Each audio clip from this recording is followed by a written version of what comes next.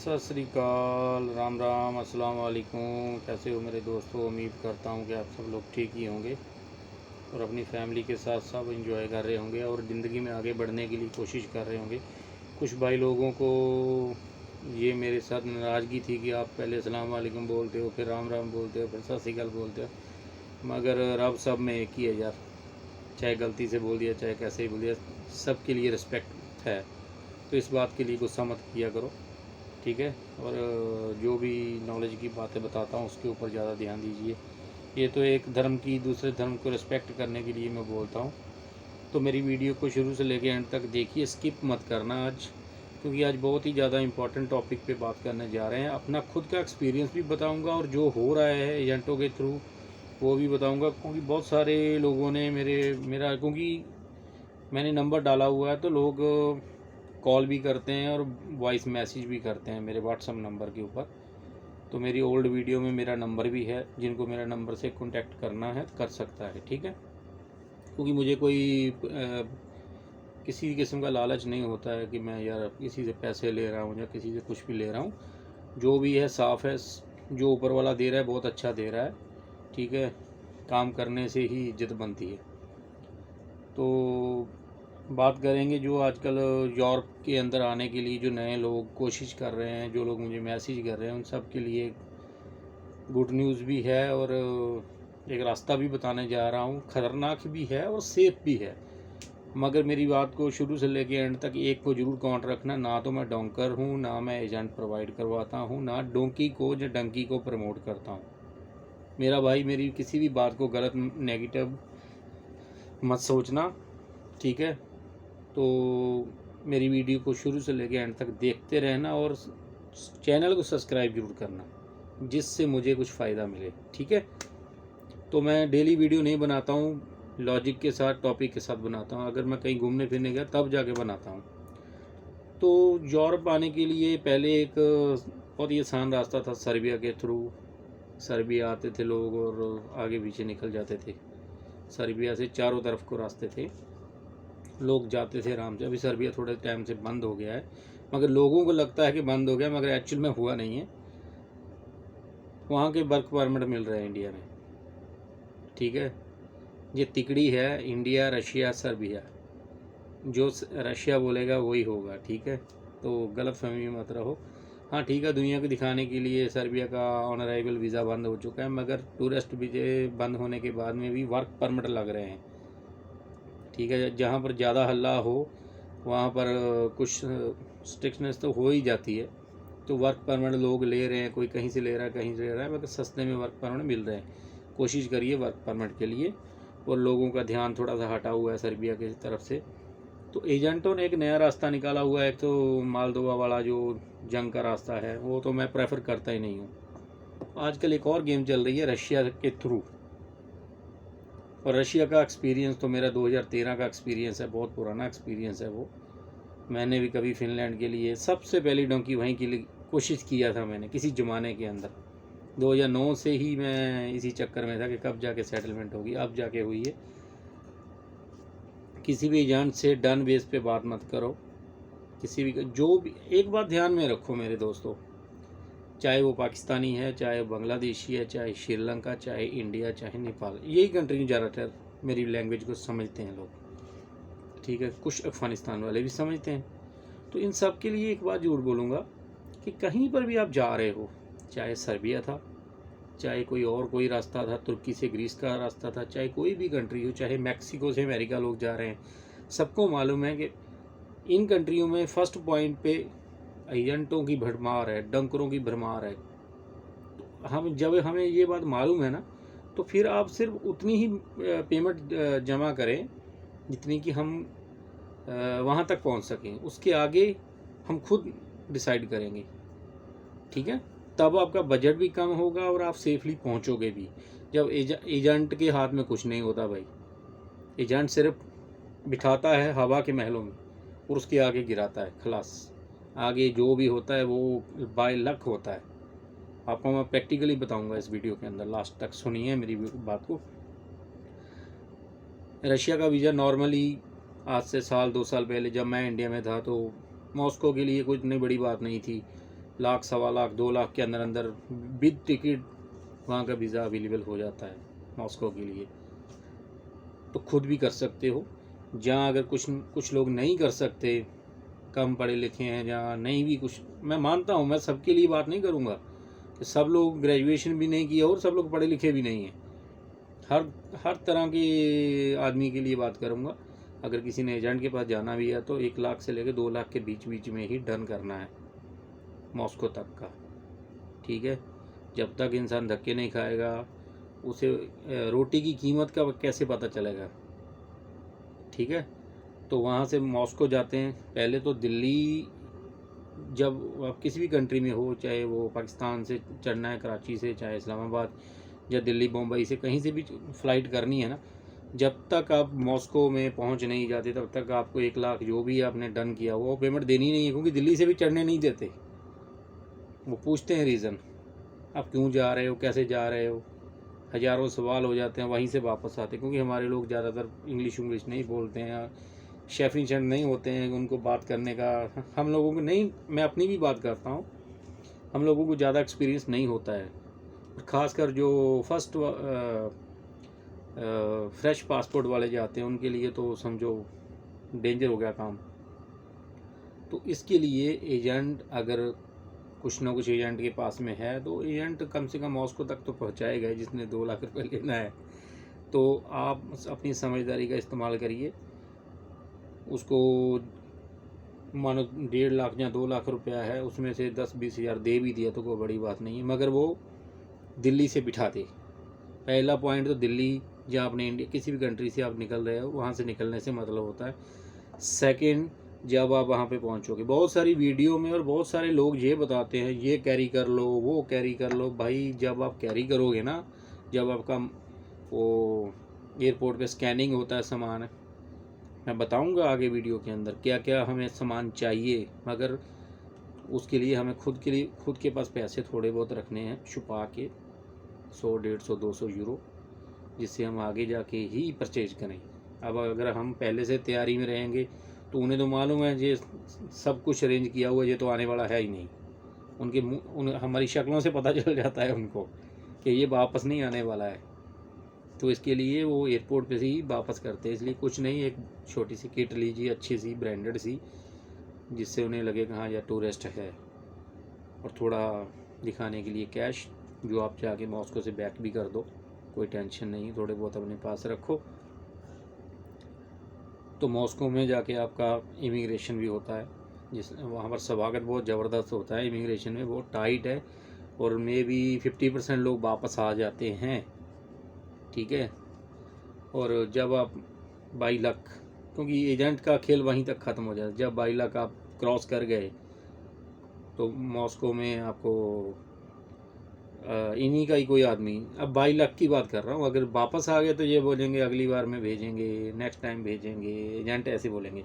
अगर आप 22 लाख निकल गए ऊपर वाले की दुआ से, तो फिर आपका अगला पॉइंट शुरू होगा। वहाँ से आपको, जैसे मुझे ले जाया गया था, सेंट पीटर्सबर्ग एक सिटी है जो बिल्कुल शेंजन एरिया के साथ में लगती है।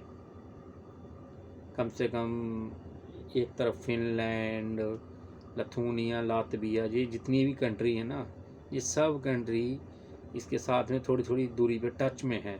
आप मैप में भी सर्च करके देखना तो आपको टच में मिलेगी।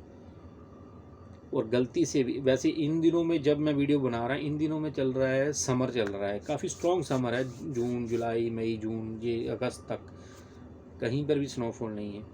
हाँ, फिनलैंड के लिए मेरा भाई, फिनलैंड वाली गलती मैंने की थी। कोई भी फिनलैंड के एजेंट बोलता है ना फिनलैंड से एंट्री कराऊंगा, वो मत करना। वो एकदम ग्लेशियर टाइप एरिया है, वहाँ पर जाने की ज़रूरत नहीं है। वो ये तो एकदम फ्रॉड है, आदमी को मारने वाली बात हो जाती है। वहाँ उस एरिया में नहीं जाना है। अगर सेंट पीटर्सबर्ग लेके जा रहे हैं तो वहाँ से आप नोटिस करना, चाहे तो खुद आप सेंट पीटर्सबर्ग में घूम के, कोई लोकल एजेंट होते हैं वहाँ पर, अपनी कम्युनिटी भी है, हिंदी, बांग्लादेशी, नेपाली, बंगाली सब मिलते हैं, ठीक है। ढूंढने से सब कुछ हो जाता है। आपके पास टूरिस्ट वीज़ा रहेगा 90 डेज़ का, 60 डेज़ का, आप कहीं पर भी घूमो कोई टेंशन नहीं होती है, मगर लीगल लगना चाहिए। आप कहीं पर भी घूम के, हमारी जो लैंग्वेज है उर्दू, हिंदी सब मिक्स हो जाती है ना, तो ये वहाँ पर चलती है। रशिया के अंदर लोग समझते हैं इस लैंग्वेज को, यहाँ तक कि इंडियन हिंदी पिक्चरें भी वहाँ चलती हैं। ये मेरी बातें आपको बहुत समझ में आएगी। अब सेंट पीटर्सबर्ग से आपको एक लेना है नाइट स्लीपिंग सूट, जो आपको सोने में रात में काम आएगा। आपको ऊपर की साइड में नहीं जाना है फिनलैंड की तरफ में, आपको लथूनिया लातविया की तरफ जाना है। ठीक है, वहाँ पर सिर्फ एक रिवर पड़ती है। रिवर समझ में आ रहा है तो दरिया बोल लो, नहर बोल लो, काफ़ी बड़ी होती है। उसके आसपास में काफ़ी घना जंगल रहता है, जंगली एरिया है, और ये स्नैक वगैरह जी जानवर वगैरह नॉर्मली रहते हैं। और सबसे बड़ी प्रॉब्लम वहाँ पर ये उल्टियाँ जो होती हैं ना, उल्टी, टॉयलेट, आदमी की इम्यूनिटी कमज़ोर पड़ जाती है, क्योंकि वर्षा बना है, बहुत ज़्यादा बारिश होती है इन इलाकों में।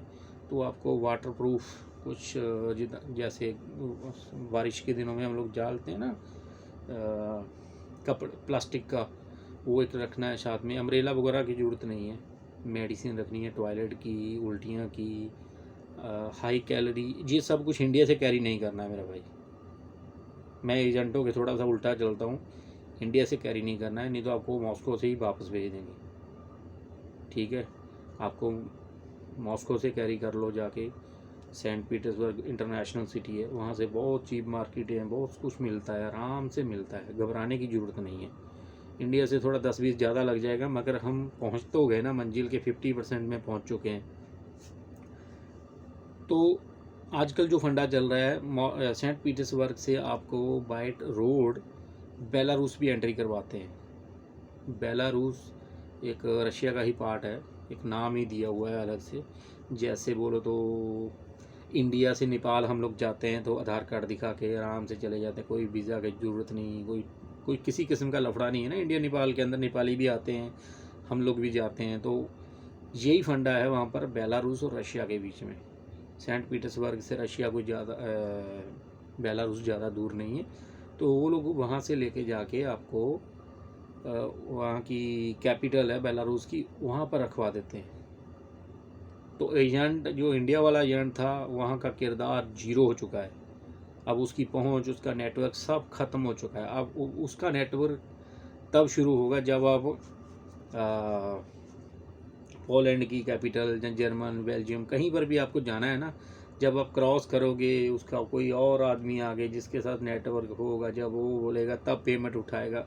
अब उसका खेल ख़त्म हो चुका है। अब आपकी जो डोर है अब डोंकरों के हाथ में है। ये मैं उनकी बात कर रहा हूँ जो इंडिया से तय करके चलते हैं, हम 15 लाख देंगे, हमें यहाँ पहुँचना है। ठीक है, तो मैं तो बोल रहा हूँ कि 2-2.5 लाख में रशिया का वीज़ा और उसके आके खुद की सेटिंग, क्योंकि रशिया की करेंसी बहुत लो है, इंडिया की करेंसी यूरो के मुकाबले बहुत नीचे करेंसी है उसकी। तो आपको क्या करना है कि वो करेंसी वहाँ पर ज़्यादा, जैसे ज़्यादा पैसे नहीं लगते हैं, कम पैसों में ही डोंकर वगैरह प्रोवाइड हो जाते हैं। क्योंकि हमारे इंडिया के लोगों को, एजेंटों को मालूम होता है ये मगरमच्छ है, इससे ले लो जितने लेने हैं, देते वो भी आगे उतना ही है। तो हमें खुद को भी घूम फिर के वहाँ थोड़ा नज़ारा देखना पड़ेगा। रशिया के बारे में आपको मालूम है, पूरा रंगीन कंट्री है, तो मेरे से ज़्यादा आप समझदार हो, तो थोड़ा घूमो फिरो, एंजॉय करो, तो आदमी मिलेगा। तो वहाँ से आपको पोलैंड का बॉर्डर क्रॉस करना पड़ता है शेंजन के लिए। जब आप पकड़े जाते हो, बाई लक निकल गए तो निकल गए, नहीं तो 99% वहाँ पर पकड़े जाते हैं। घबराना नहीं है, वो मारते हैं, पीटते भी हैं अच्छे से, खातिरदारी होती है वहाँ पे। मेरी बात को ध्यान से सुनिए, अच्छे से खातिरदारी होती है। आपसे कोई भी सामान नहीं छीना जाता है, आपसे कोई चीज़ नहीं लिया जाएगी। फिर आपको वहाँ पर कैंप में लेके जाके पूछा जाता है कि भाई आप कौन हो, कहाँ से आए। कोई भी कंट्री है यार, वो अपनी सुरक्षा के हिसाब से पूछेगी ना यार ये कौन सी शक्लों के लोग कहाँ से आ गए। ठीक है, पासपोर्ट अपने पास रखना नहीं है। सेंट पीटर्सबर्ग से ही कोरियर वगैरह जहाँ पर भी आपकी डेस्टिनेशन है वहाँ कर दो। जब आपका पासपोर्ट आगे चला गया, कहीं पर भी चला गया, तो आप बिन पेंदे के लोटे रह जाते हो, ना पीछे जा सकते हो, ना आगे जा सकते हो, और कोई कंट्री आपको एक्सेप्ट भी नहीं करेगी। यही आपकी एडवांटेज भी रहती है, आप बैक नहीं जा पाओगे, आप आगे भी नहीं जा पाओगे। आगे बाय लक आपको जाना ही जाना है, पीछे आप आ ही नहीं पाओगे क्योंकि डॉक्यूमेंट आपके पास होंगे नहीं, ठीक है। रशिया आपको जेल जूल में डालेगा नहीं, बिना डॉक्यूमेंट के डिपोर्ट करेगा नहीं। तो बेलारूस मारता है कि आप कहाँ से आए हो, क्या सीन है आपका। अगर आपने बोल दिया कि मैं पीछे जाना चाहता हूँ रशिया में, तो वो रशिया जाओगे फिर वापस वहीं पर ही आओगे। तो इससे अच्छा है आपको यही बोलना है, क्योंकि मेरे खुद के दोस्त ऐसे हुए, 7 बार डंकी लगाई बेलारूस से रशिया पोलैंड की, पकड़े जाते थे। तो पोलैंड बेलारूस की जो पुलिस है, आर्मी है, उनको सिर्फ यही बोलना है हमें पोलैंड जाना है, तो वो खुद गाड़ी में बिठा के बॉर्डर तक छोड़ के आते हैं, इज्जत से खाना पीना खिला के, आपको साथ में खाना पीना भी देंगे कि भाई हमारी कंट्री छोड़ो और जाओ। मगर आगे से स्वागत करने के लिए पोलैंड वाले भी बैठे हुए हैं, फिर वो मारते हैं, प्रसाद देते हैं, अच्छे से खातिरदारी करते हैं, फिर वापस भेजते हैं। इधर से पोलैंड बेलारूस वाले पकड़ते हैं, फिर वापस 1-2 दिन के बाद फिर वही सीन है जो इटली और फ्रांस के अंदर हुआ था मेरे साथ। इटली वाला ने भगाया फ्रांस की तरफ, फ्रांस वालों ने बैक, फिर फ्रांस, फिर बैक, 2-3 बार हुआ था मेरे साथ भी। तो घबराने की ज़रूरत नहीं है, मार खाने थोड़ा बहुत पड़ती है यार। अगर 20 आदमियों को 1-2 हो भी गया तो कोई बड़ी बात नहीं है। तो वो टांग टूंग, ये गोली वोली, ये सब नहीं होता वहाँ पे, ये ख़तरा नहीं है। गलती से भी फिनलैंड की तरफ मत जाना, वहाँ पर ख़तरा है, फायरिंग भी होती है, क्योंकि रशिया का उसके साथ डिस्प्यूट बहुत बड़ा चलता है, वहाँ पर कुछ ना कुछ आदमी मरते हैं, वो एक बहुत बड़ी गलतफहमी है, वहाँ से नहीं जाना है। लाथूनिया, लाटविया, इनके साथ में एक दरिया है, दरिया के इस तरफ रशिया है, दूसरी तरफ लाथूनिया और ये लाटविया कंट्री पड़ती है। अगर बेलारूस के रास्ते जाओगे तो पोलैंड मिलेगा आपको आगे, वार्शा वगैरह में आप कहीं पर भी आप जा सकते हो आराम से, कोई टेंशन की बात नहीं है। ये बात याद रखना कि इसके अंदर टाइम लिमिट कुछ भी नहीं होती। लगने को 2 दिन लगे, लगने को 2 साल लगे, बाय लक आप निकल गए तो निकल गए, नहीं तो फंसे रहो, ट्राई करते रहो, ट्राई अगेन। ये है चांस, इस चांस में लड़कियां मत आना, क्योंकि जो रशिया के डोंकर वगैरह होते हैं ना, उनको इन चीज़ों से कोई फ़र्क नहीं पड़ता है, क्योंकि आपकी लैंग्वेज उन्हें समझ आएगी नहीं, ठीक है। थोड़ी बहुत हिंदी समझते हैं, बस टू द पॉइंट रहने वाले लोग होते हैं वो लोग, ठीक है। लड़कियां लुड़कियां नहीं आना, और जिनको कोई प्रॉब्लम है, बीमारी है, वो भी मत ट्राई करना डोंकी वगैरह में। तो ये एक रास्ता है जहाँ से लोग अभी रिसेंटली आ रहे हैं, क्योंकि सारा यूरोप का जो ध्यान है या पोलैंड का ध्यान है, वो पूरा का पूरा यूक्रेन बॉर्डर है। यूक्रेन बॉर्डर पे ही सबसे ज़्यादा सख्ती चल रही है, यूक्रेन से आने वाले लोगों को चेक किया जा रहा है, अनलीगल जो भी फंडा चलता है। इस साइड में थोड़ी सी ना रात के अंधेरे में लोग निकल रहे हैं। और दूसरा, जो सर्बिया का जो फंडा चल रहा है, सर्बिया अभी सबको मालूम है सर्बिया बंद हो गया, तो अभी जो भी सिक्योरिटी सिस्टम है यूरोप का, वो थोड़ा सा नज़रअंदाज कर रहा है इस चीज़ को, क्योंकि पहले आते थे लोग हज़ारों में, अभी जो वर्क परमिट भी आएंगे 10-20 वही गुजरेंगे, अभी निकल भी रहे हैं थोड़े बहुत लोग। किसी को मैंने 1-2 दोस्तों से बात की, वो बोलते हैं कि हंगरी में हम लोग पकड़े गए, 2-3 जने थे, और उन्होंने हमें कुछ बोला ही नहीं। और ऐसा मैं मान भी नहीं सकता कि रशिया अपने हंगरी वाले तो है ही बहुत पीछे भेजते हैं, मार के पीछे भेजते हैं सर्बिया की तरफ, मगर वो बोले कि हमें कुछ बोला नहीं उन्होंने। मतलब ये सीन हो गया है कि पहले हर दिन लोग हज़ारों में आते थे, अभी 2-4-5-10, अगर 100 में भी आ रहे हैं तो इतना लंबा बॉर्डर है, कहीं से कोई 10 निकल गए, कहीं से 2 निकल गए, तो उन्हें कोई फ़र्क नहीं पड़ता है। तो मेरे भाई, मेरी वीडियो को लाइक शेयर कमेंट करते रहिए, और मेरी वीडियो को ज़्यादा से ज़्यादा देखिए। हाँ, एक ज़रूरी मैसेज ये भी है कि डोंकी मत लगाइए, वो तो क्रोएशिया का अभी सस्ता सा पैकेज चल रहा है, 7-8 लाख में, 6 लाख 5 लाख के ऊपर क्रोएशिया का वर्क परमिट लगाइए, जिससे आप इज्जत से यूरोप में आ सको। ये नहीं कि मैंने बोल दिया तो आप शुरू कर दोगे। दिमाग अपना इस्तेमाल करना है, बाकी बाय लक की बातें होती हैं। रशिया के लिए कम खर्चे में पहुंच जाओगे। रशिया का 2 लाख वो रखो, 3 लाख आगे, 5-6 लाख में तो आप यूरोप में कहीं पर भी पहुंच सकते हैं। मगर ये कहने की बातें हैं, रिस्क बहुत बड़ा है। 5-6 लाख में आ जाता है आदमी, 5-6 लाख भी मैंने ज़्यादा बोल दिया है। अगर आप खुद किसी एजेंट से डील करोगे, मैं उसको मुझे घूमने ही जाना है, तो आप 1-1.25 लाख का वीज़ा मिलता है, ऊपर से टिकट रखो 2 लाख में, आराम से मॉस्को आगे, घर से पेमेंट मंगवा के कोई डोंकर बुंकर करके तो आराम से कहीं पर भी पहुंच सकते हो। मगर ये बात मेरी कहने की और प्रैक्टिकल जब आपके ऊपर होगी तो तब एक्चुअल में बात होती है। ठीक है, सेम रेट 1-2 लाख में अगर क्रोएशिया का मिल रहा है तो मेरा भाई वो भी अच्छा है। अगर सर्बिया का मिल रहा है तो वो भी अच्छा है। सर्बिया में वर्क परमिट पे आओगे तो वो एक जाना पहचाना सा रूट है।